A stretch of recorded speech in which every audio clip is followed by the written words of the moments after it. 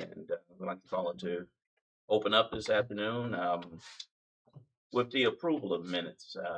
Has everybody had a chance to at least look at the March minutes? Mr. Chairman, excellent minutes, except that on study for Route 301/17 bypass.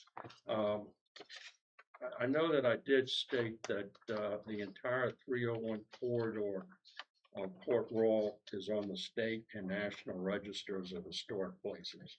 And that is a very important piece of information and should be reflected in the minutes. It's on the state and historic register. Yes. Is on both the state and national registers of the entire corridor. Very important. Excellent. Any other changes to the minutes? Everybody have a chance to look at them? That was for March. Yes. March 4th. Okay. Yeah, no I other would changes. move that the minutes for the March meeting be approved as amended here tonight. Probably glad to second that. Okay, so we're moving properly to second. That we accept the minutes with the amended changes. All those in favor, vote by saying aye. Aye. Any opposed? Ayes have it. Thank you. Put that into record. The April minutes, April 26, 2026 minutes. Were there any changes to those minutes? Mr. Chairman, I make a motion that we accept the minutes for April 1, 2026. I'll be happy to second. Thank you. Moving properly second, we accept the minutes for April 2026 as is. All those in favor? Let Aye. it be known by aye. Any opposed? Ayes have it. Thank you all again. Usually we open up the floor with our staff. Staff, do you have anything to? I know you're not on the agenda this time, but you always got something to say. Yeah, the only thing I'll say is that we submitted our 2 smart scale applications for round 7. That includes the pedestrian improvements at Route 1 and Route 207. That's the second time this application will be submitted. It scored fairly well the last time. There's been a few minor adjustments that will hopefully help it score better, even better this time, and hopefully get funded. And then we also submitted the phase 1 of the improvements at the exit 110 interchange on Ladysmith Road. So those are in, and just wait and see how that proceeds. Excellent. Excuse you mind if are we privy to know kind of what those minor changes might have been for Common Church? Yeah, so in Common Church, we removed the sidewalk from the south side of Route 207. And I think that was the biggest change. That segment of sidewalk came off, and then was it some other kind of related items that have occurred in that area? REC had a proper amendment case that was approved by the board. Within that case, they proffered to commit to doing some improvements and dedication of right-of-way on the north side of Route 207 that are a part of that project. So it's very possible, maybe likely, that some of those improvements will be constructed in advance of the smart scale funding by the private sector. And right now, there's also an application that is under review.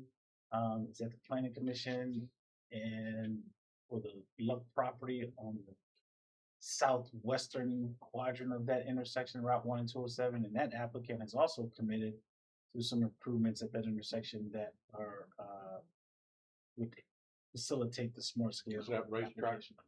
No, that's the Luck development at the intersection of 207 and Route 1. Okay. Yeah. So that case hasn't been approved, and it's yet to be seen. But if it does get approved, there are some commitments to improvements at that intersection as well. So it's possible the majority of those improvements could be done by the private sector in advance, possibly of the smart scale funding. So keep our fingers crossed. Thank you. Okay, we'll move forward to our presentation. Good evening, to Ms. Lloyd. How are you? I'm good. How are you? Very well, thank you. Thank you for joining us today, and we'll turn the floor over to you. Okay. So I guess we have this up. Would you rather go over the truck parking first Now let's do or Port Port Royal. Royal? Yeah. Okay. If you could pull up the Word document, that the town sent. Yep, that was the PDF. And then scroll down, and because I would rather show the sketches. So I guess stick with this one first, and then I'll have you scroll down to the next one. So Port Royal came to VDOT last fall, and in 2018, VDOT did a Route 301 A&P study for Port Royal. We came up with several kind of ideas for the town. None of that was moved forward for any smart scale application. However, the town did meet with us last fall and requested that we basically kind of help them develop a smart scale application from the Route 310 study. So this would not be kind of taking stuff that's never been looked at before. We would be building off what was part of the 301 A&P study. And the idea tonight is to basically get the county's support in doing that so that VDOT can submit a form to central office to get started on updating a study. So after we met with them in the fall, we said just because of timelines, we were not going to have time at that time to update the study. So we requested that they meet back up with us in the spring, which several of us did. And we discussed things, kind of discussed which two options the town would like to see move forward as a smart scale application, but also updating from like the study. And so one of them was this idea of kind of doing a little bit more of control of the roadways that are fronting 301 through the town of Port Royal. So this is the first one. Everything that is shown, obviously there would be some adjustments to what we are showing here, because the thought is to have kind of like turn 301 into almost like, I'm not going to say boulevard, but to make it so that it's restricting some of the movements from the side streets, and to kind of enforce that town-ish feeling to get people to slow down. So they're not just flying through here at whatever speed they're going. It's supposed to be 35 miles per hour. I would say I'm not sure how many people are truly doing 35 miles per hour through here. Part of the study would be doing an updated speed study. I think there was one done in 2019. However, the Nice Bridge was not redone at that point. I do feel like traffic has very much changed through this area since that bridge was redone. Obviously this was done in 2018, so at that point you were still using the older bridge. And now 301 in Maryland is actually designated as a truck route. So that's another kind of other step that has changed since this study was done. The next sketch, if you can scroll down, is the bypass. So one of the things that if this kind of came to us look at, we would not make it only a one-way bypass. We do think maybe having it as a northbound and southbound bypass would be better. I mean, that I did talk, so Stephen Haynes was the planning manager when this study was done. Luckily, he still works for me part-time. So I did bring that up to him, and he agrees that if this was something to be looked at in the study, we would kind of do a modification here and look at to see what it would be having it as a two-way bypass instead of just a southbound one. We understand the idea of the southbound one, but the way that bypass is set up, it would almost make the bypass southbound and then the existing road a northbound. So our thought was that that might not actually be the best way to do a bypass for Port Royal. So it would be combining basically the median stuff that you saw in the previous sketch and then this one, and move forward with doing a study, basically working on some of the ideas that were already done in the AMP study and getting them to a smart scale application. I will say any smart scale application that would come out of the study, the county would have to be the one applying for it. We do have this in several localities. What can happen if, say, Caroline County has 4 applications that they already want to put forward, we can ask our CTB member, can't speak tonight, for an extra application to cover the town of Port Royal. So that is something that we can kind of keep in mind when we're moving forward with all the applications. The county would be a stakeholder in the study as well as Port Royal. And then GWRC would also be a stakeholder in the study since they are covered under that PDC. So that's kind of the request, is to get everyone's feel for that, so that we can decide if this is something that we would want to progress as a study again, kind of build off what was already done in the AMP study. I will say everything that's in the AMP study, while it was not a bad study, would not stand to the changes in smart scale. So that's one of the other things. Everything that came out of this study, we would not be able to use the study now for the smart scale application. There are assessments that were not done in that AMP study because they weren't needed at that time. That major shift happened last round of smart scale, and that was one of the other reasons that when we met in the fall, we thought that we did not have enough time to do a full updated study, just because of the extra things that we're going to need to do here. We have Route 17, which is a corridor of statewide significance, and we have Route 301, which is also a corridor of statewide significance. So we have to think about what we're proposing there. And there are extra studies that we have to do for any modifications to this area.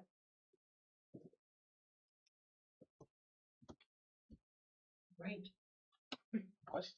Mr. Chairman, are you finished? I'm good. Oh, okay. Can I have, Yes, sir. Please, Please. sir. If you can imagine the town of Bowling Green, and we blocked off the bypass around the town of Bowling Green, what would it look like? Well, to begin with, there'd be no parking on what I consider your main street. Trying to get out of the driveways would be somewhere between hazardous and impossible. The noise would increase, the truck traffic would overwhelm, your quality of life would go down the toilet. There would be safety issues. And that is what we have at Port Royal today. It's killing the town. It's not just physical issues of traffic movements, possibly endangering people, but it's also the noise. The noise can be overwhelming. As a matter of fact, Department of Environmental Quality now has a environmental justice section, which was mandated by the General Assembly, and that's where in communities that are disadvantaged, it's not right to put them in a position where they have to endure these things. And so that's an issue. I don't know if that counts in smart scale. But the fact is that most of that towns are on the state national registers of historic places. We have the Rappahannock River, a fishing pier. I found people there from New Jersey, California, all over. They love it. They love it, walking out there and looking at the river and fishing, or just looking at the river. We have 124-acre U.S. Fish and Wildlife Service right next to us. We have the historic structures. We have a town where you can walk down the middle of the street and you're not in danger. 301, you have a problem, but in your town, it's wonderful. That is an economic resource to the Commonwealth of Virginia. It's a heritage resource to the nation.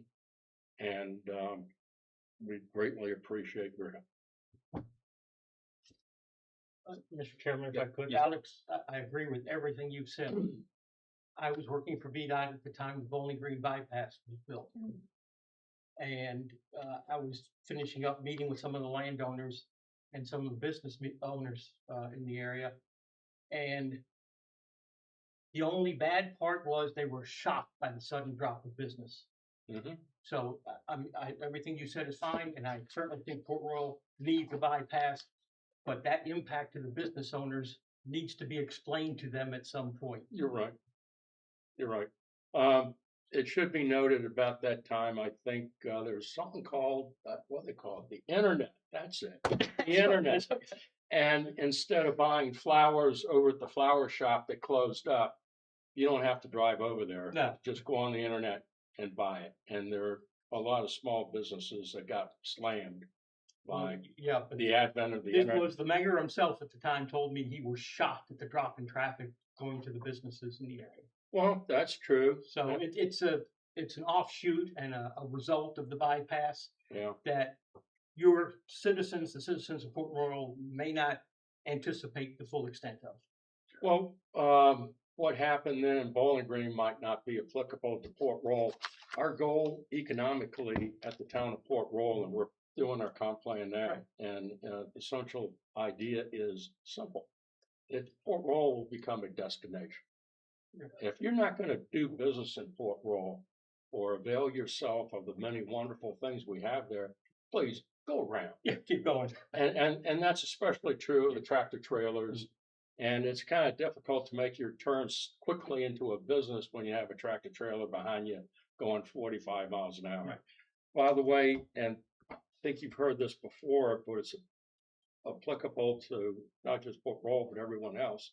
And that is if the posted limit is say 35, people know for almost a fact that, the police can pull you for going 36, they won't. Generally, it takes going over 11 miles over the speed limit before they'll pull you. Okay? This is the important thing.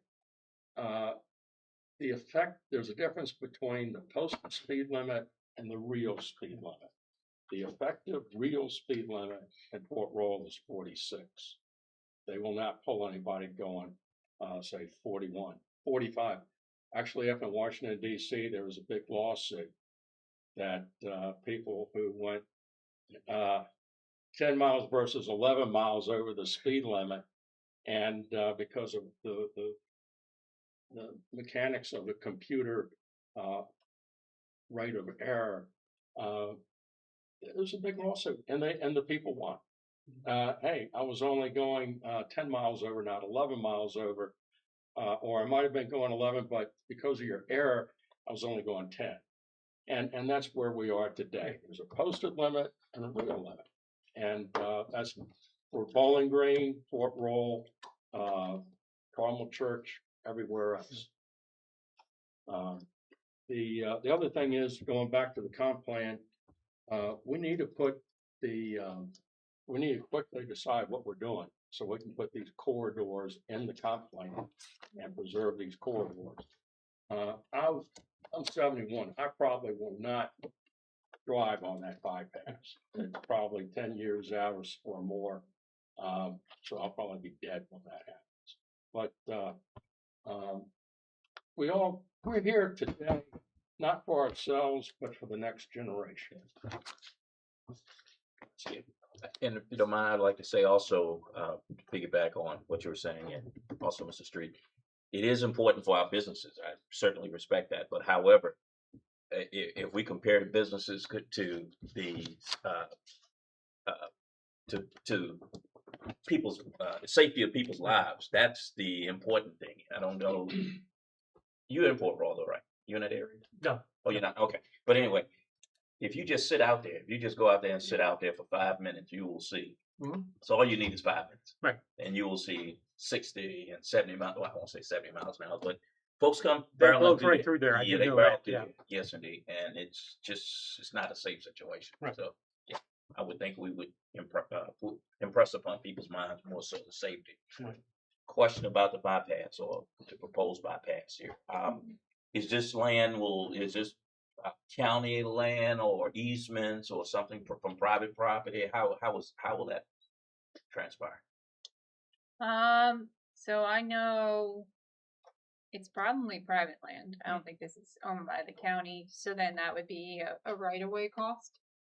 That we would have to buy right-of-way for the bypass. And that would be a part of the study. So, for VDOT planning level studies, we will look at right-of-way. We will get an idea. Sometimes once survey is done, there's a bigger impact, but we usually cannot do survey until a project is actually funded. But we generally, the engineers who are doing the studies, they will review the topography. They will look at what kind of stormwater may be needed. Environmental section we'll look at to make sure, see if there's anything that we're hitting that could be a potential problem in the area. They'll look at historic, but they'll also look at the true environmental part of it as well. If there's any wetlands through there, they'll look at all of that so that we can figure out the true like right of way that would be needed for this kind of project. It would not, I'm not going to lie, it would not look like that. The Okay. sketch is not going to look anything like that. These were, because this was 2018, this is what at the time was acceptable for smart scale. This is no longer considered acceptable for it. We have to do a lot more detail. Honestly, if you looked at what we had to do for the interchange one, we did a lot more. There was a lot more detail in that that would have blown this out of the water. I will say, no matter what, this will not be a cheap project either. Sure. So, I mean, that's something as we're moving along that we're going to keep in mind and everything. And it, yes. There's a possibility the town of Fort Royal might pursue annexation or boundary line adjustment. Irrespective, it's in the Code of Virginia, the town has the right to, or the ability to plan outside its boundary, which plan carries no weight, if you will, outside its boundary, unless the jurisdiction, Caroline County, would agree to it. Irrespective, the town has the right to plan. We'll state that there's a family that owns about 120 acres that very much wants to develop their property. And one of the things that has halted us in moving forward is because we don't have any water. And we pull from the Potomac Aquifer, and that's a very tricky issue. But our idea was that we would, at the very least, work with Caroline County and Fort Royal jointly, possibly, to plan that area. And one of the things the owners of that property would do is give us the rights of way for this bypass. And we need to figure out a way to articulate how the They can traffic is do- going to move. Yeah.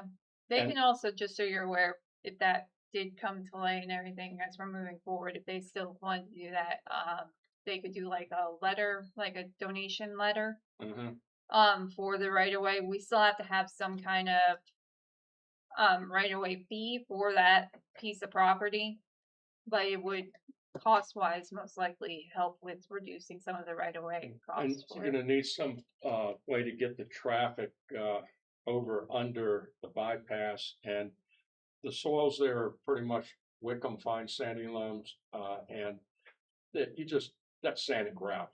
Mhm. You go in there with the pan, and there's no wetlands there, it's all farmland. You can go in there with the pan, dig down maybe 12 feet, put the sand and gravel with CBR ratios that are good, and build it up another 10 feet. So you got 20 some feet from the road bed to the top of the bridge, if you will, where instead of building it way up, you see what I'm saying? You're putting part of it down in the ground, and then part of it's above, kind of like a split level. And that's one way to get that traffic And we're also gonna have to have a, means to, connect that, those lands that are on the west side of 301 to what we call Old Town. And again, the whole idea is that Old Town area becomes a destination, like Colonial Williamsburg is a destination. And that's a huge, huge industry for Virginia. And they love a destination where you don't have to worry about the truck getting run over by a tractor trailer. So that's the economic part of it, and thank you very much. I have one more question. On that, I know this is preliminary, but on that, Grant, would the bypass end at 17 or would it go beyond and then reconnect on 301? No, I think it would end at 17 because obviously especially on 301, once you get south of Port Royal, you actually then start going uphill. Yeah. So that would be very costly. You also have a curve there. So a connection on that side of 301 probably would not make sense and probably would be a little bit tricky on the feasible side on top of it. So the plan would be to have it connect to Route 17. And most likely it would have to be signalized and the signals would have to work together. Yeah. So now we're going from 60 miles an hour down to a halting stop. Yeah, If well, the it's signal 30, is red. Yeah. yeah, it turns 35 once you're over the bridge, but yes, Right. it would. Well, I mean, so the bypass would be 35 too? Yes, most likely it wouldn't be it because it's not. I thought you would be taking the bypass and kind of making that just a throughway. No, so the bypass would be for like the trucks that would technically be coming through Port Royal and then making a right. But then we would also allow that left turn, and that would have to be something that would have to be kind of worked out. So obviously, because this is putting them together of the median and then the bypass, it could be something as, hey, we remove the left turns from 301 southbound and we make them use the bypass. So then that removes that turning movement off of 301 southbound. Don't clap because I don't know if that's going to happen. It really that would just be something that we would that we could run. Because obviously that left turn to go on 217, the southbound left turn, it's very short. It backs up quickly if you have several trucks doing that. So if we could kind of remove those turns and get them onto, say, the bypass, so then we could take them out of the 301, at least for the southbound movement. Yeah, and I understand the concept. I'm just in my mind, I would be thinking, put them on a bypass to get them out of the town. Right. Because, if you're going to slow them down, what would make me want to get on the bypass as opposed to driving through town? And you'd make the trucks take the left, if they were heading northbound, take the left onto 17 and come around to the bypass rather than going through town. Yes, Yeah. which is the other reason I thought, and I mean, that's something that, because this did not really look at that, of trying to maybe take the lefts out of 301 to get onto 17 and make them take the bypass and then go through that way. Right. And that's really more of something that we'll have to look at, because that was not thought of for the study. Okay. So that was kind of something that I thought of recently of maybe that's a modification that could be done there, because then that would really entice trucks to take the bypass. Yeah. Because then they wouldn't be making those turns. So then you would only have really the through traffic at that point, at least southbound, really staying on 301. Yeah.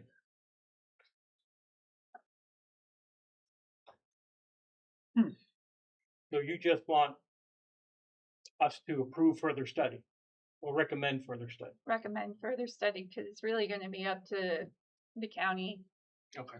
and the county staff if they think this is something to pursue, because they're going to have to be involved with the study. If there's no further discussion, Mr. Chairman, oh, sorry, Leah, go ahead. I have a question.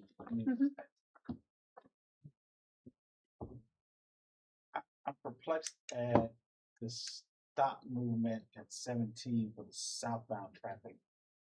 And then having to come back to 301, you make a right to continue south. My understanding that that's what this study looked at. I believe so, yeah. So the way that it's set up in that connection, the southbound movement, it's a free flowing to get onto the bypass. And then it brings it out to 17. And then I believe that was set up to be like a right or left onto 17. But So And then we I'm make just another wondering, right the- going to get back on Route 301. what's the I don't see the incentive of taking the bypass. You would have to legislate out, trucks can't continue straight and are required to use the Yeah. bypass, Mhm. yeah. The other thing is that, the town is of record with VDOT. And the town council voted, 6-1 in favor of a full bypass. But the idea was to take it across 17. And, then have the ability, you have more flexibility and, for how you're gonna work your traffic movements to integrate it into, 301. Yeah, the sketch almost looks like a right in, right out island. Yeah. Yeah. Oh, entry, correct, would be a nice right-hand turn. The problem is with that is it's a left-hand turn out from the bypass down. But if you carried it, somebody observed, if you carried it over across 17, and, that's, by the way, what this does is it takes a lot of pressure off the intersection of 17 and 301, Yes. where Horns is. Yes. That's where you'll have the traffic backing up, especially during the summer months, people going to the beaches and holidays. But by doing this, then, especially if you carried it over, a little bit further down on going south on 301, and it's a straight shot across 17, and it's those left turns that killed it. Does that make sense?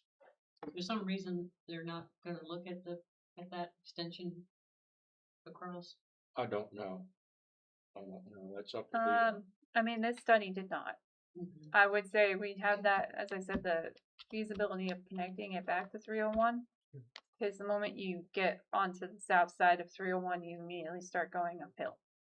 Mhm. So that would be Mhm. problematic trying to get then trucks especially back onto 301 if they're already going uphill right there.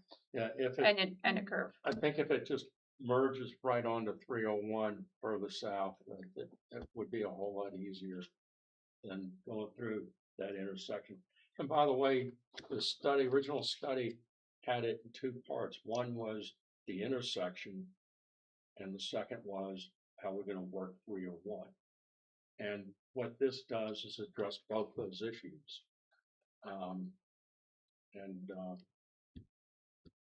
It's, that Main Street, was the rolling road in 1744 for hogsheads of tobacco.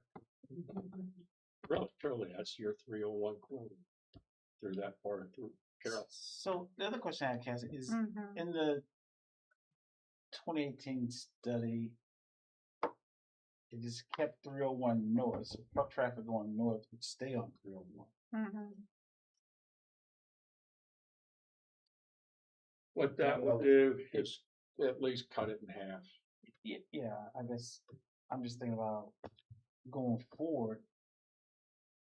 How do you get northbound truck traffic onto the bypass?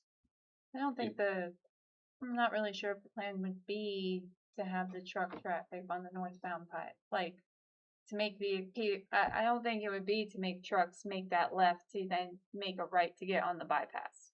I guess what I was thinking. It's only money, and we're only planning.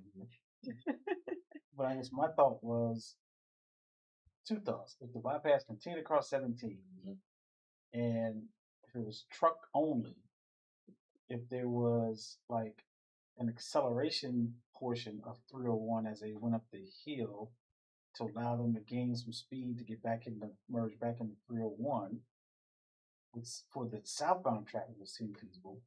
But the expensive part to me is getting the northbound traffic over to the bypass to continue. And I don't know,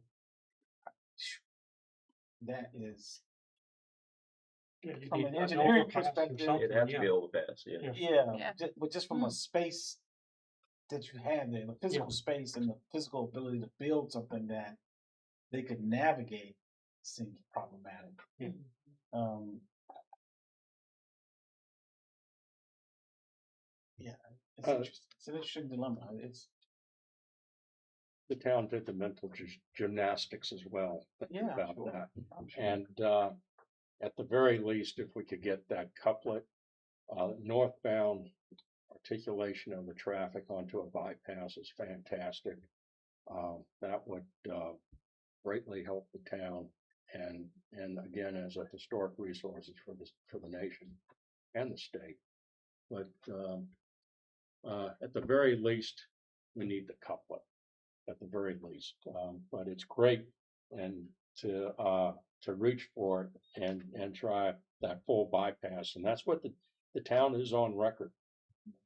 I can send you that if you want. I think I have it. I think Steven had it, so I think he saved it in with the study and everything so that we have it. And what's on record for the town is that it does go straight shot on 17, no left turns, just straight shot, and then merges on the 301. And the hill doesn't come into play till about 1,000 feet or so at least before you start going up the hill. I was wondering if there would be some type of innovative intersection that could be considered at the top of the hill that would get the truck traffic off of 301 to the west side of 301 to pick the bypass up going north before you hit the hill. You know, sometime I don't know what type of, you have like 10 different designs for innovative intersections that might potentially work. That if you're going north in your truck and you have to go through this innovative intersection to get to the west side of 301 to continue down the bypass and then continue back through, and then you have to figure out a way to get on that northbound traffic back on the northbound side here at the big pork chop. But there again, you could do another type of innovative intersection because you bring them into the center. I don't know if you have enough space there. You might take out that self-storage facility there, but you create a acceleration lane coming back in, kind of like we do now, almost like the Divergent Diamonds type thing. You weave the trucks back into the northbound side somehow, so they can go onto the bridge on the northbound side. I'll have a diverging diamond interchange at Stafford Courthouse.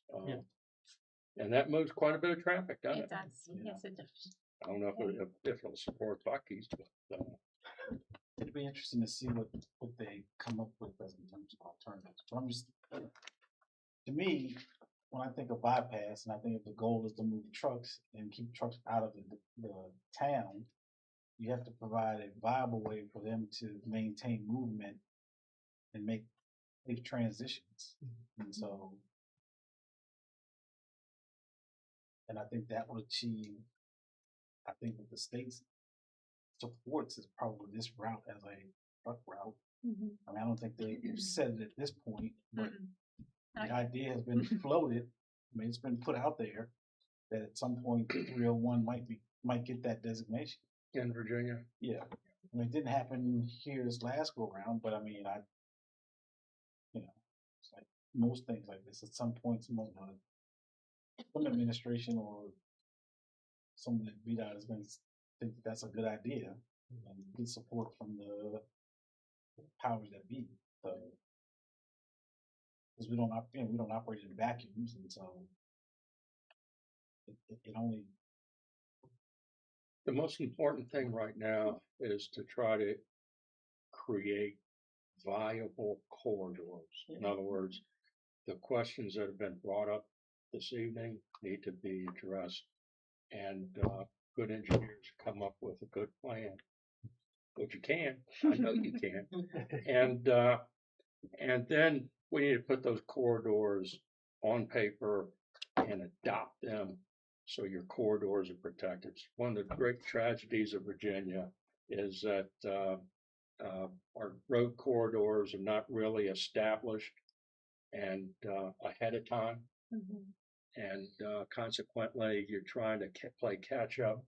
And then Mr. Street knows about acquiring rights of way, I think.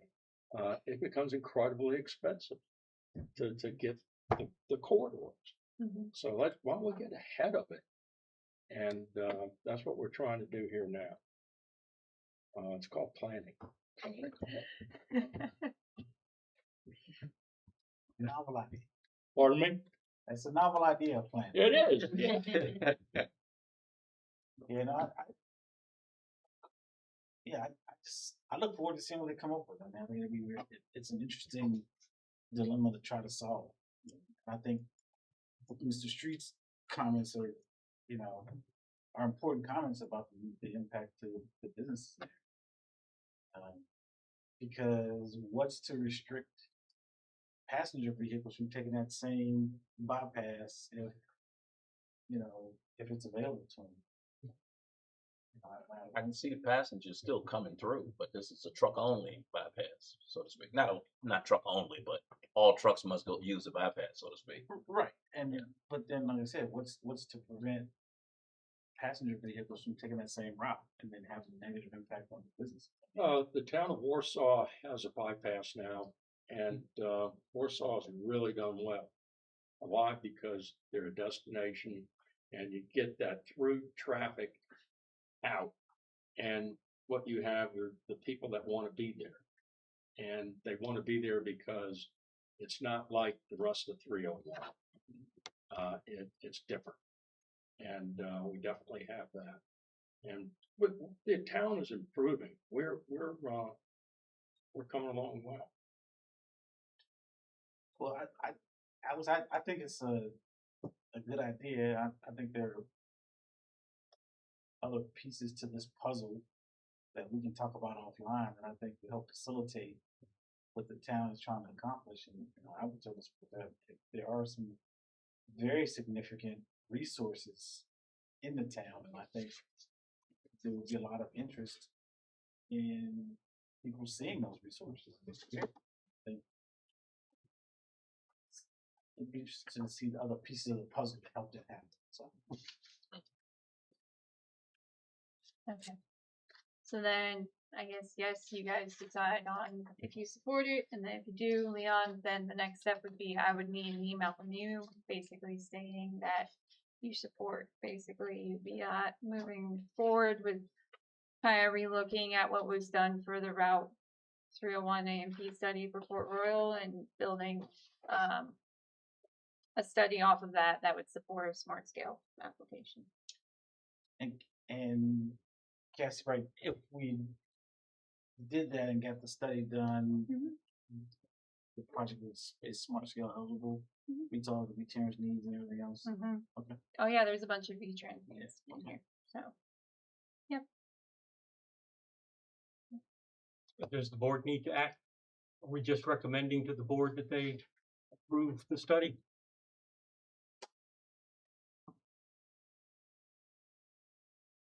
I'd like to at least get some consensus from the board. So I would say, I'd ask the committee to make a recommendation and then have the board endorse that. Because ultimately, it does become a county application. Okay. And so it becomes our resources that have to put together. So I think having some endorsement would be a wise thing to do. Okay. I would move at this time then that we recommend approval of additional study to the board. Request that they do the same for a bypass of Port Royal. I'll make a second on that. I'm not sure you can, we both represent the same. Oh, I'll be happy to say. There you go. Okay, yeah, we have 2 seconds now, but moved and properly second. All those in favor, please let it be known by saying aye. Aye. Any opposed? Ayes have it. Good. Thank you. Very good. Very good. Very good. Okay, So then the other topic, Leon and I think you went too, right? To truck parking peer exchange. Again, now I'm mixed up within the SHSP thing that we just went to. So we went to a truck parking peer exchange down at central office, and so one of the things that kind of came up, VDOT with the university right now, we are working on an actual truck parking study. We are towards the end of it. I unfortunately cannot share it yet because it's still in draft form, so I am not allowed to kind of share some of the stuff in there. But that said, one of the things that they are doing is they have this altitude stop analysis for advanced truck parking. So in the email that I sent, I like opened it, I'm like, that's not the right one. In that email, we kind of have it that our central office person, who's our freight planning specialist, he reached out to basically share this PDF that we have here. That, you know, they've acquired basically data for a limited time. I think it's until only this fall, but from Geotab that would be useful to analyze the truck parking activity across the Commonwealth. So we actually then met with the people from the university with Leon and Rick to go over kind of some of the truck parking issues that we're seeing in Caroline and some of the options that the county can start taking and some of their land use to deal with the truck parking issues. That said, so the goal tonight was to actually get, I think, a better understanding of maybe truck parking issues that all of you have seen across Caroline. So then we can kind of narrow in on a presentation of like bringing some of those topics and then looking at them and then trying to kind of do a presentation on the issues that we're seeing with truck parking in Caroline.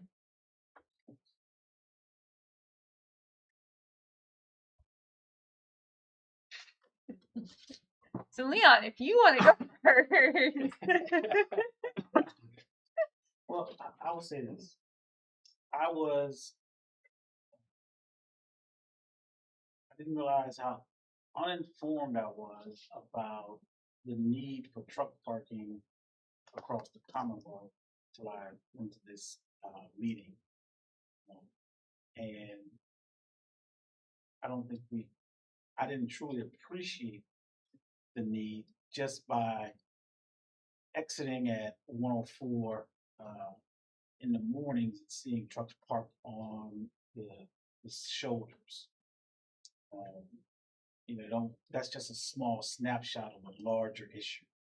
And then when you hear the representatives from VDOT talk about the limited number of spaces along the 95 corridor, and even with the expansion of the parking area just north of 104, essentially made a small dent in the need. It really hit home. And then we hear the state police talk about the number of accidents and the severity of accidents. I mean, that's the real critical thing is that, when a car or vehicle runs into the rear end of a stationary truck, it's pretty catastrophic. I think when you think of those accidents, they could be avoided if those vehicles weren't there. They don't, I think if from the planning perspective, if we did something, it's a problem that we could eliminate. And so I think it's something that, Caroline has to take a look at because we do have, truck facilities in the county right now. And so we are a destination. The county probably receives a fair amount of revenue from what happens at Exit 104. Those businesses, are citizens and have an issue that, I think just as someone was calling about a barking dog or a business that was too loud, these businesses have a need to have their clientele have safe places to park. Um, you know, truck traffic is not going anywhere. We don't have enough train capacity in this country to eliminate the need for trucks. And so it's something that we have to address. I agreed with, and I think there's some things that we can do as a jurisdiction that are relatively painless in terms of ordinance amendments that would help alleviate some of the issues. Um, you know, adopting ordinances that in our industrial developments require additional spaces for trucks to park as they arrive at a facility if they're there too early to get in. A lot of times the deliveries or pickups are timed or scheduled, and you know the ability to that trucker to be somewhere on that property to wait for their scheduled pickup or delivery is one thing we can do, as well as require spaces for trucks to sit and uh, rest to meet their log requirements. If they've exceeded their travel hours, they can do that on those industrial sites and not occupy spaces at truck plazas just to meet that need. So I think those are relatively painless things to do. I mean, I say that with full knowledge that, of course, that requires more land for development, more impervious surface. I mean, that doesn't go unrecognized. But I also think that there again, we're back to safety, and I think safety is a paramount issue here. If there are things we can do to help alleviate trucks parking on the shoulders, I think we should do that. That's just my professional opinion. And like I said, I was not fully aware at the level of issue that this is, not only here in the Commonwealth, but nationwide.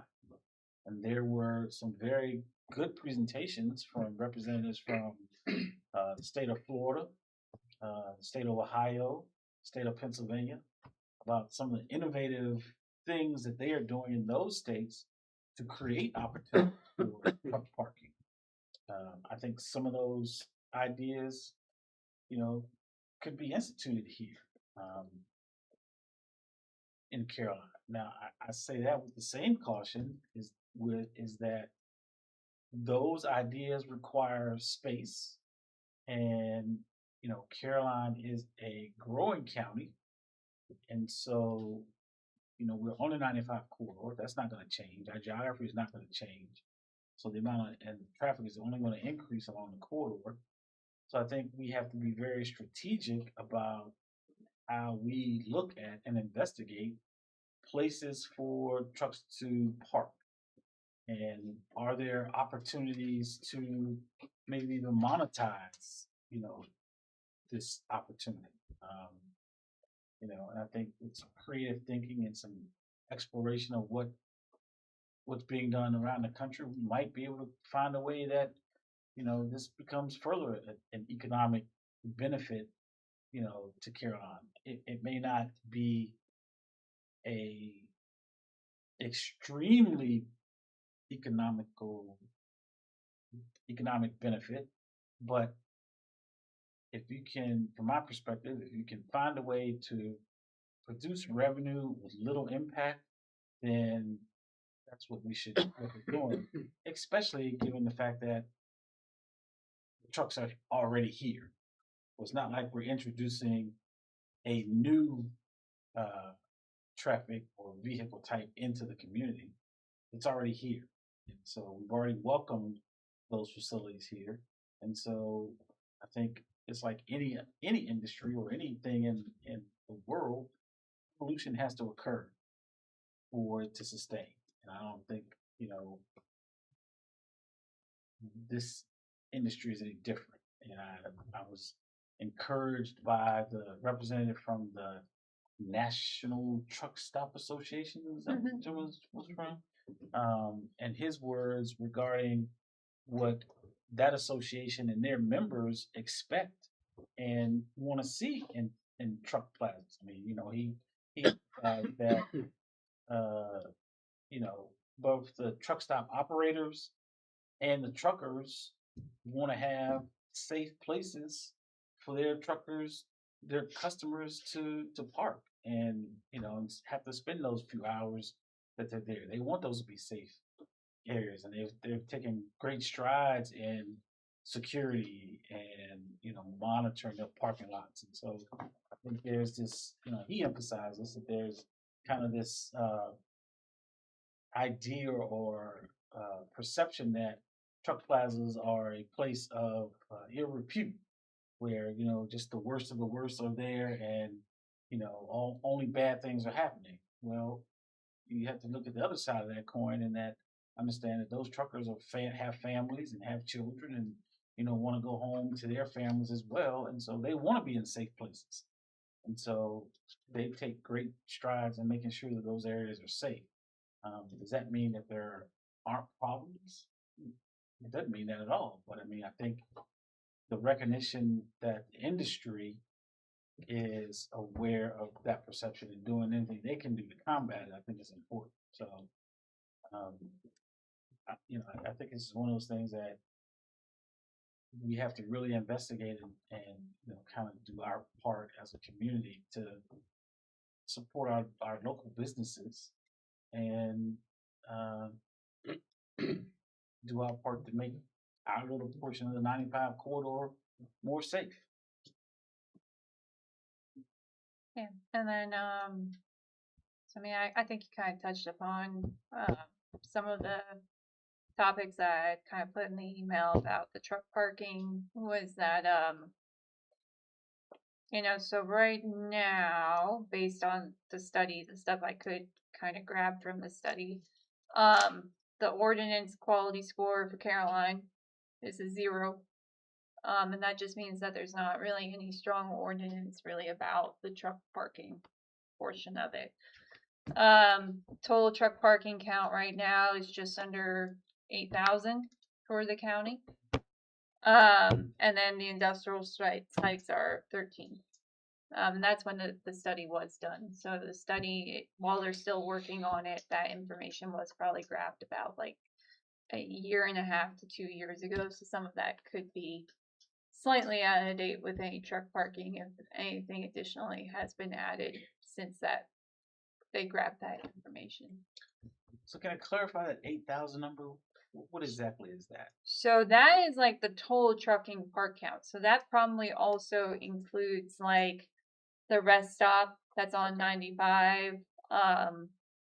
That probably includes any of like the Love's parking and everything, and then the what's the other place? I just had the map up. Yeah, the one that's like behind Wendy's, all that truck parking space. So that probably includes all of that, like private truck parking that they have, plus then like the truck parking that they have like at the rest area and everything. So that's private and I guess public truck parking, which I can say as someone who drives from Carmel up to Fredericksburg 4 days a week, especially during the school year. When I pass that, all the trucks are parked on like the ramps on 95 to get into the rest stop. And occasionally there is a cop there trying to make them move on in the morning. So, I mean, they talked about that truck parking peer exchange as well. That they're not always giving tickets. Sometimes they'll be like, okay, well, I'll put my other hat on. And we're going to just do like, we're going to go over everything else then. They're like, it could be worse. We could be giving you a ticket and instead we're doing this instead. So that I did appreciate kind of their viewpoint on the whole truck parking. And I think where is it? Is it Florida that they allow them to park on the ramps? So they built They- parking inside. Yeah, In the loops, yeah, inside the But loops they and put everything. security there too. Right. They had to man it. Yes. Well, Florida is like insane for all the money that they have spent on their truck parking. It's amazing, but it's also like I don't quite see Virginia getting to that point yet. But I thought it was a great idea. They went in, they like actually put stuff in so that they could keep count of like all the truck parking spots that were available at their rest stops and everything. And I think they're actually, so they're tied to like a board, but then I think they're also tied to like an app. So that while the trucker is driving, they can be like, oh, there's still like 30 spaces at this truck, like at the rest stop that's like maybe 10 miles north of me. I can drive the 10 miles to get to that truck stop. So I did think that was really smart of them. It's just I also know that definitely the infrastructure to do that does cost a significant amount. And because they also, but they had some public-private partnerships Right. to create truck parking facilities. Mm-hmm. You know, like I said, there again, a way to try to monetize the situation because they're, you know, the truckers will, because there's such a need, they will pay. It's simple economics, it's supply and demand. You know, there's limited supply, so there's a huge demand. Mm-hmm. Probably not their preferred option to have to pay to park somewhere, but you weigh the cost, I guess, of getting a ticket for being out of compliance with your law versus spending whatever it costs to pay to park in a truck facility, a private truck facility for 6-8 hours or whatever you need to be there. And that becomes, you know, I think there's possibly a way to monetize it. It was a very interesting presentation. Like I said, shocked at the level of need. Is the information, the handout, if you will, is that public information? Can I share that with others? Mm-hmm. Yeah. Okay. I mean, this stuff on the slide. Yes, sir. Yeah, it's being shared now with the public. So, Cassie, I did have one question. So you mentioned they counted 8,000 spaces in the county now. Mm-hmm. Is there a number for what the deficit was, the perceived deficit of spaces in Carolina? No. Okay. I mean, I can ask the guy who actually, Lance, who did the study. Sure. Who he was on that meeting with us. Yeah. If they kind of know what the idea of what that is. And then my thought was to kind of ask Eric to pull some information for us from the altitude website that they have access to right now. Mm-hmm. To kind of get an idea of like what the trucking, like multiple things in here. So you can do like, I would say like the origin destination, the regional travel metrics, you know, expansion factors, the traffic analytics. Like we can ask him to kind of pull some of that information, especially I would say around 95 and then also around like the 207 and 301. Because I would say those are our two like heaviest like truck usage through the county. I mean, there are a lot of log trucks on Route 2, but that's only one lane. It's not nearly as much as like 301 and 207 and 95. I think, you know, one thing I would say to do that as we move forward, when this study comes out, is not to be surprised by, you know, some level of pushback from jurisdictions. Not only Carolina, possibly, but even other jurisdictions that, you know, may have the perception that, you know, this is a state problem, the states should solve it, and, you know, why are they looking to jurisdictions to solve a state problem?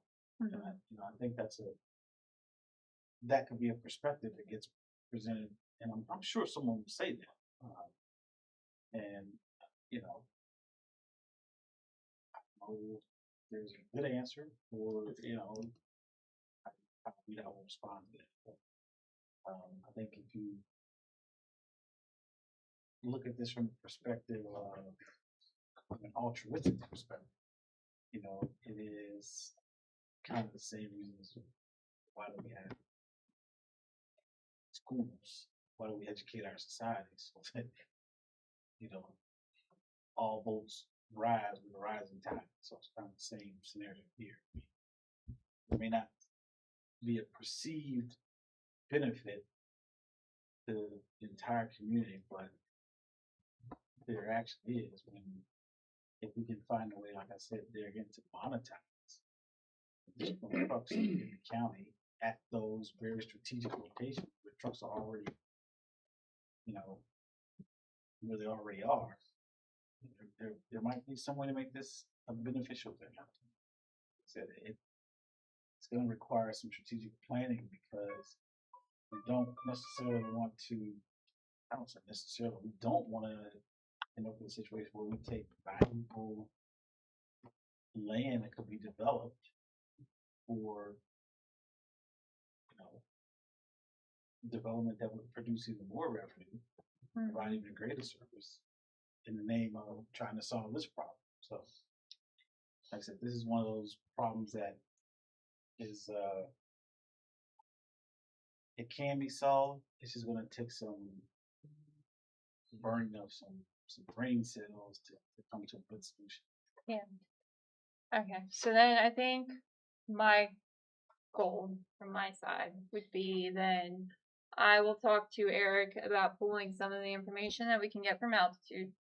I'm probably going to take a look at the study that we have that's in draft form and look at some of the ordinances that they have for some of the other counties. I'll probably look at one that scored actually really well because there were several that they kind of picked out that scored really well. Kind of see what their ordinances are and then how that could be kind of something reflected in the county's ordinances. And then try and present back maybe in like October after Smart Scale. Because right now I'm on the back end of dealing with all the other nuances of Smart Scale. So by October it should be a lot calmer. So have they I know there was a target date for release of the study. Has that date shifted or? It's supposed to be I think in August this month or September. Okay. So by then, that's why I'm also thinking October is my hope is by then the study is actually like we're allowed to then share it and everything out with everyone. Yeah, and I think when we talked about this after the meeting, I think one of the goals is to present this to the committee and then, you know, get some thoughts. And then ultimately once the study comes out and we have that available to look at it and then do a presentation to the board and, you know, make this aware, make them aware of the situation because right now it's know that the majority of people are aware of how big a problem this is, you know, nationwide. This is not an isolated problem to care about. And so, you know, I hope that we get a chance to see the results of the study as it come in and decide, okay, is this worthy enough to have the representatives from VDOT to come and do a presentation to the board? And an informational presentation, so it's on their radar as well. So that when we do start to look at ordinance amendments that, which I think are, well, to me, that's the low hanging fruit. You know, it's the ordinance amendments that require some additional parking space. That there's some background and it's not, they understand, you know, why we're recommending these potential changes. We get to that. But I guess the ask for staff is that the committee endorse hearing results of the study and then having VDOT reps come and do a presentation to the board on the study.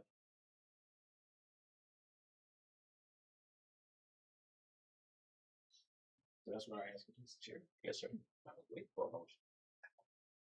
I make a motion that we that VDOT proceed with this study on the parking in Carrollton County and bring it back to the board with the study results. I'll second that. All right, moving properly second, and all in favor, ayes. Any opposed? So moved. All right. Next on the agenda is any and all matter. Yes, we should hold. I have a matter, Yeah. and I don't know if I have copies for everybody, but and you don't have to read the letter that I typed, but I sent a letter to Mr. Duncan Shea. Mr. Burke got the lead. But I live on Ladysmith Road, Route 639, and you'll see on the pictures that I have attached, and I kind of leave all this information with Mr. Burke, which I sent it back to him on June 30th, so July the 6th. So the first picture you see is right across my driveway with my ex-biology teacher who hit these two trees. And luckily, and I was on the other side of the road walking. That's an old part of a state road on the other side of those trees. And I was walking that road that Sunday morning when I heard her coming around the curve and the wheels were squealing and I could hear her breaking limbs off. And she hit those two trees, come all of the two trees, went down in the embankment. That was on July 5th, which was my anniversary morning. And I was getting ready to go to Virginia Beach. On June the 29th, which was maybe 10 days prior to that, this guy comes around the same curve. And I could hear it because I was out weeding that morning. Typically, I weed in front of my yard there. And he lost control and laid his vehicle over on the side. And that was on June the 29th. On September 17th last year, this guy was hit by a pickup truck, and the truck tried to leave the scene with a broken wheel, but the police found him around a little further down the road. And he tried to get away after he hit this car. And that was on September the 17th. Then I made a note back in September 3rd, 1981, State Trooper Robin Farmer was killed just right where his white car laid over it, but he was on the upside of the road. Him and another trooper were chasing a guy that ran a road stop up at Madison Elementary. And when he came around, the guy that they was chasing made the curve. They was heading east toward 207. And the first trooper made that turn, that curve. The second trooper, when he went to make it, another car was coming, going toward Ladysmith. And I don't know which one of them was across the line, but he hit the corner of that car and went into the embankment on the other side of the driveway, of my driveway. And the trunk of the car went into his chest, and he died before, doing trying to get him out the car. And on April the 11th, I just kind of skipped that one. That was the same side of the road that Mrs. Bellecci hit the tree. This happened about 10 o'clock at night on April the 11th. In the same spot that her car was down in embankment. There's a few more. I couldn't find all the pictures I've been taking. Last year, I submitted a request to VDOT to at least put flashing signs around that curve, letting the folks know to slow down or what their speed limit was, or either do something to try to get those folks' attention when they come around the curve. And I didn't get any results from that. I know up on Route 3 going to Culpeper, there's a stretch of at least a mile. It's a straight stretch of highway. They got blinking lights there on that stretch of highway, which is not many residences there on that road. It's a place that sells sheds. It's a horse farm, and I believe they put a data center there now. But they just, I can't understand why they justify being able to put a flashing lights there and couldn't do nothing on this curve for me. I even offered, the guy I spoke to last year, I said I would pay for the signs myself if they would put them up, but I can't get any results. So I sent this to Mr. Burke, and I've yet to hear from him. That was on July 6th. So I need some help on this curve. And everybody, the troopers, when they worked this accident, which is in the letter, you guys can read it after, if you want to read it. But the troopers told me that they consider Ladysmith Road at 639 worse than Interstate 95. Now I live 3 miles from 95 and 3 miles from 207, so I'm right about in the middle. There's only one passing lane on 639 in that 6 mile stretch, and that's right there at the Catholic Church. That's the only stretch that you can pass on that road. I done got used to the sound, so when one of these cars that was down at happen at 10 o'clock at night, I know it's a distinct sound. And I know when I hear it, what's been happened. And, I was out there when Mr. Palmer got killed. I was the first one to get out there. And I'm tired of going out there seeing accidents, so I need some help. And the folks on the road also say the same thing. They know that people drive too fast. I mean, all the big trucks, you got little trucks. If my mother-in-law wasn't living, I would have been moved by now because she lives just on the other side of the road from me. So I need some help on this stretch of road. I don't know what I can get, but I need some help. It's a tough road. And where that curve is that you live is even worse. I wouldn't even want to consider it in the wintertime, living over there. I turned on Boxley Road. I was on 639 2 days ago, and I turned on Boxley Road. Had the signal on and everything. A person came behind me barreling, and they had nerve to just get on their horn, just blow, blow, blow. And as I was waiting for the oncoming traffic, they just barely just missed me and went around. I don't understand it. It's a bad road. Now, I extended my driveway. I made a horseshoe driveway just to get away a little bit further from the curb, so when I pull out in the road. But we still, me and my wife, we try our best to get out there safely. Yeah. It's not bad at nighttime. You can see the lights coming during the daytime. It's really bad. Could this committee request the Caroline County Board of Supervisors to invite Mr. Burke to a supervisor meeting and provide this information to Mr. Burke and the supervisors, and that he explained to the board what action has been taken on it? I would, So I would say that Mr. Burke does have a standing date with the board. Every quarter, right? So he comes to the board and makes a report. And I would say if we was just here. Yeah, he was here last month. Yeah, so I guess the next one would be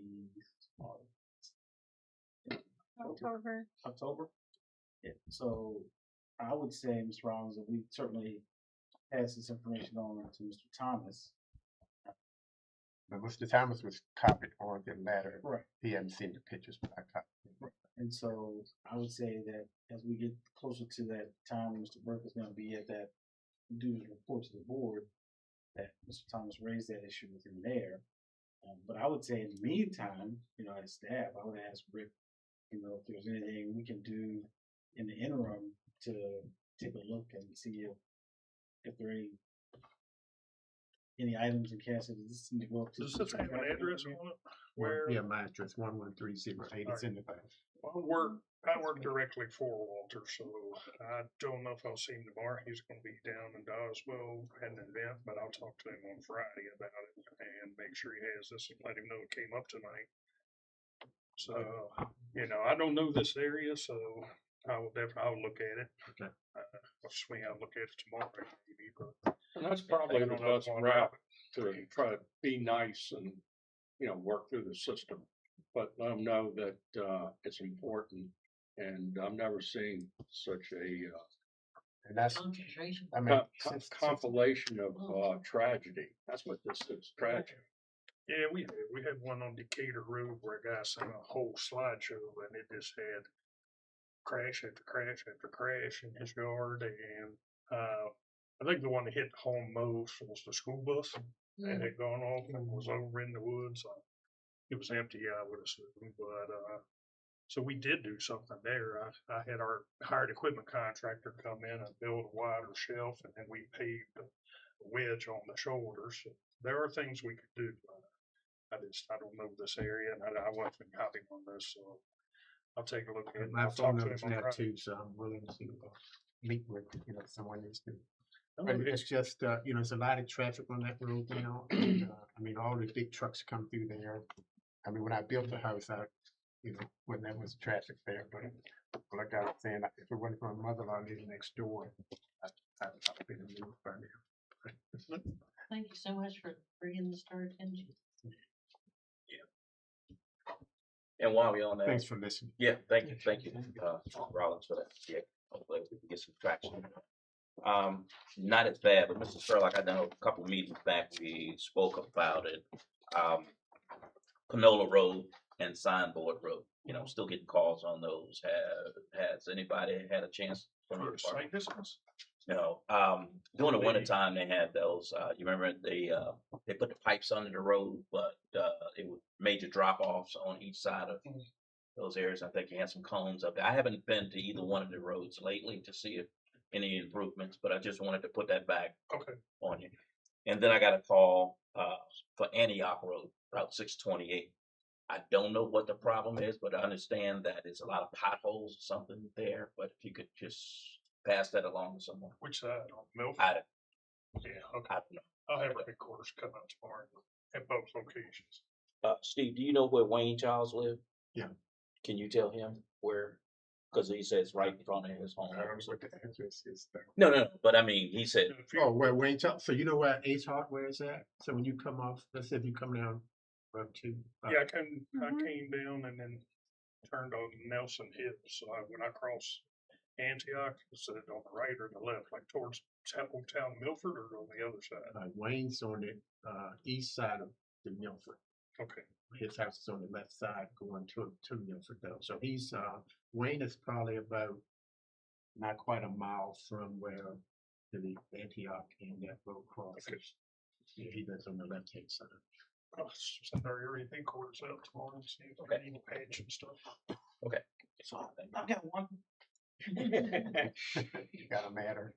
Yeah, so it was brought to my attention today that where the clean art development is occurring on Bullchurch Road, that maybe because of, and I haven't seen it yet, I'm gonna go out tomorrow and take a look, but maybe because of the recent rains and some of the work they're trying to do on Bullchurch, that some of the pavement may have started to fail there. And so we just need to take a look at that. I know they have been held up, excuse me, in some of their improvements because of relocation of the Verizon lines has been quite a challenge for them. And so it's kind of held them up to complete the improvements that we're doing for the data center. But it looks like now maybe because of the recent rains, maybe some of that pavement has gotten undercut where they had done some work in the ditch line there. Mhm. So he was asked me to take off. I was there. I want to say last week I used Bullchurch to avoid the delay for the cable installation. And it didn't appear at that point it wasn't that bad. So maybe something has occurred. That we've had a lot of rain. Mhm. One, so I don't know if that has caused some of that pavement to start to fail. I'm sure it probably had a lot to do with it. Yeah. I can show you a picture that would amaze you of we had a little sinkhole develop on this side of a road in Spotsylvania County. And I went out and looked at it last week on the 29th of July. And on the other side of the road, there was a little teeny depression under like where the sidewalk is, in between the curb and gutter and the sidewalk. And our headquarters had gone out there and put a traffic cone just to keep people aware because there was a little drop off from the sidewalk. They went out today and looked at the same thing, and it was a hole about this big and about 7 feet deep, just in 1 week's time. So, and now they put a barrel one in the barrel. Running sand? So I mean, rain will change things rather quickly, but I'll get that looked at too, because if there's fiber, we have a permit going through there, and if there's development, it's come through our, planning sector, not planning, Yeah, land use, land use. not Yeah. me, Carolyn. Right. The other They- C. They have a plan, and they had a plan that was approved to make improvements in Bullchurch. Like I said, they got stalled because they couldn't get Verizon to move the fiber. So, and I think when they finally were able to get someone, they told them that maybe in about 45 to 60 days before they get it moved. So that further delays them. Yeah, Verizon can take a while. Yeah. And on that point, Sunday when I came through, there was a car that had, I don't know if they got too far over, but they went into that ditch there and the two wheels, the on the driver's side was up off the road, laying in there like that. But I knew he was gonna get somebody towed, get him towed, and get him out of there. But so I don't know if he went over too far, whether the road washed, but he was headed, south. South, yeah, Bull yeah. Church. And But I it can was see right that in there. inside. Not a lot of pavement on Bull Church to start with. Right. And it also pavement that's significant. Mhm.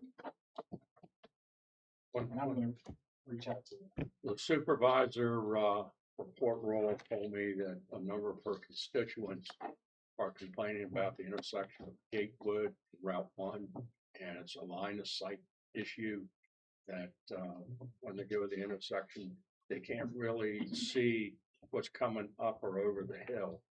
And, that, I've not seen it personally, but it might be an issue of cutting back vegetation.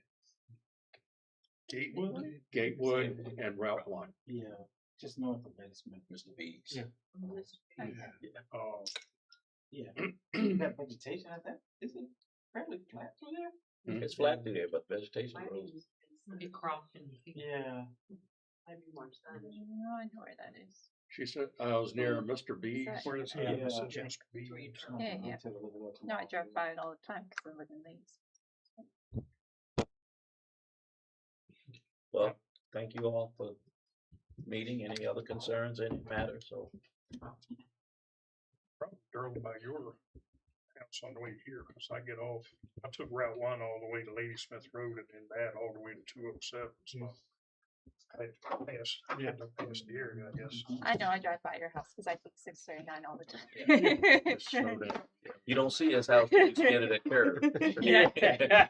No, there's I purposely usually am not actually going 55 to that roadway. So that diamond sign there, that's just a safe speed sign. If Mhm. it's orange or yellow. Yes, so unless the speed limit is on like the black with the white background, it's not an enforceable speed limit. It's more of just a, hey, this is what you should be going. Yeah, yeah. And that was just a small number of accidents. I mean, we probably had 50 or 60 since I was there.